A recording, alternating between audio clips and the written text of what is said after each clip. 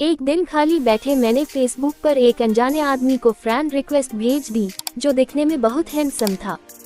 उस आदमी ने उसी रात फेसबुक पर मेरी भेजी फ्रेंड रिक्वेस्ट एक्सेप्ट कर ली। तुम्हें पता है कि तुम इस साड़ी में कितनी खूबसूरत लग रही हो, उसने मैसेज किया।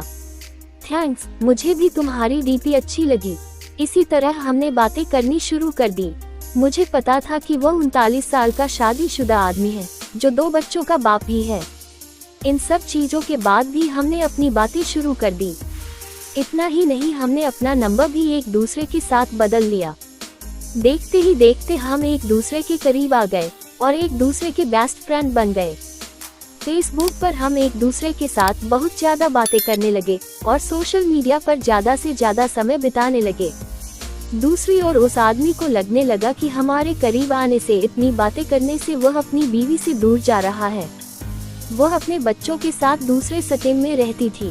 वह मुझसे बोलता था, अभी पता नहीं, मैं सारा दिन तुम्हारे बारे में ही सोचता रहता हूँ। मुझे अफसोस है इस बात पर।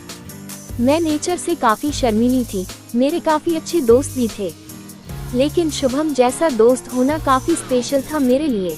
1 महीने की चैटिंग के बाद हमने स्काइपिंग करना भी शुरू कर दिया। हम उस पर बातें कम और एक दूसरे को घंटों निहारा ज्यादा करते थे। एक रात वह मेरे साथ वीडियो कॉल पर था। उसने बोला, ऐसे देखते देखते कहीं प्यार ना हो जाए। खैर, अब हम रोज ही वीडियो कॉल करने लग गए। हम इतने पास आ चुके थे कि अब हम एक रियल कपल की तरह बिहेव करने लगे थे। हम रोमांस करते, एक दूसरे को चिढ़ाते और थोड़ी लड़ाइयाँ भी करते। कहने का मतलब था कि एक 17 साल की लड़की को 39 साल के आदमी से प्यार हो गया था। जिस तरह से प्यार की कोई उम्र नहीं होती, उसी तरह से हम दोनों को भी अपना रिश्ता बिल्कुल गलत नहीं लगा।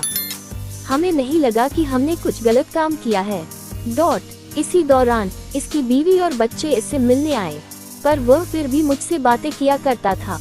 यहाँ तक कि वह अपनी बीवी के सामने भी मेरी कॉल उठा लेता था। उसी दौरान उसकी बीवी उस पर शक करने लगी, क्योंकि अब वह पहले जैसा बिल्कुल भी नहीं रहा। एक रात की बात थी, जब ये दोनों बेड पर सेक्स के लिए गए। तभी इनके फोन पर मैंने मैसेज और अपनी फोटो भेजी। इनकी वाइफ ने उठा के फोन जैसे ही खोला, मेरी फोटो उन्हें दिखी।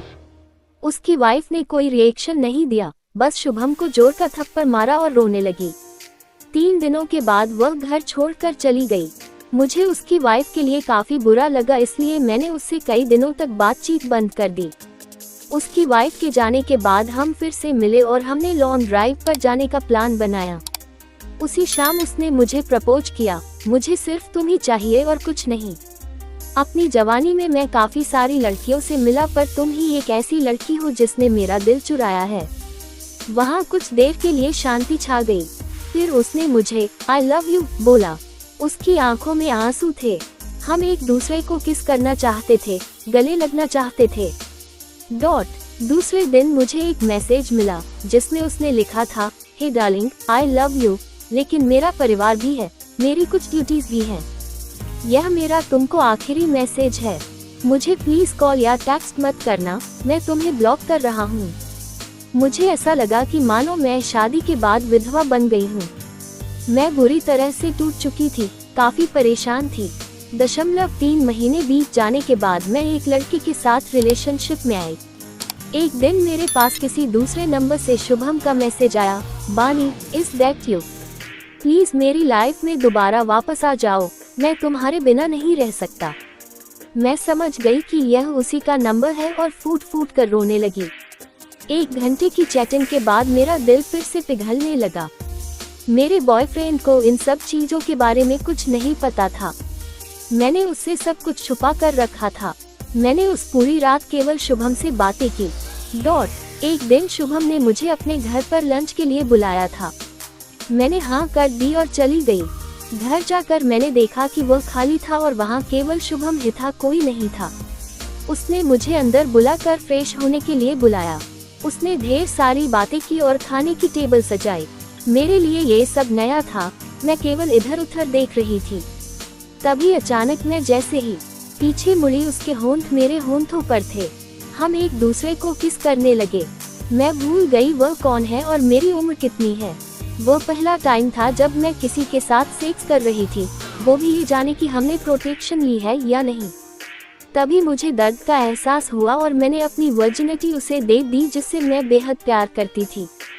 मैं उसी दर्द भरी हालत में घर वापस आ गई। दूसरे दिन मुझे काफी अच्छा महसूस हो रहा था। अब मुझे पूरी तरह से एहसास हो चुका था कि वह मुझे कभी नहीं छोड़ेगा। अब मैं प्यार पाने के लिए इतनी ज्यादा एक्साइटेड नहीं थी। वर्जिनिटी खोने के बाद मेरी सोच काफी बदल गई। मैं एक औरत बन चुकी थी। उस दिन मुझे पता चल चुका था कि प्यार का असली मायना क्या होता है। एक दिन मैंने अपनी फीलिंग्स के बारे में शुभम को बताया और बोला कि मुझे हमेशा के लिए छोड़ दो। उसने कहा कि कोशिश करूँगा। धीरे धीरे शुभम का नाम मेरी जिंदगी से मिटता चला गया। मैंने उसका नंबर डिलीट कर दिया और उसने भी मुझे ब्लॉक कर दिया। मैंने फिर उसे कभी ट्रेस करने की नहीं सोची, लेकिन उसकी यादें आज भी मुझे डराती हैं। मैं खुश थी कि मैं इस अजीब से लगने वाले रिश्ते से बाहर आ गई, लेकिन आज भी वह आदमी मेरा पहला प्यार रहेगा। मैं भगवान से दुआ मांगती हूँ कि मुझे जब भी कोई दे तो वह एकदम शुभम जैसा ही हो। I love your Shubham.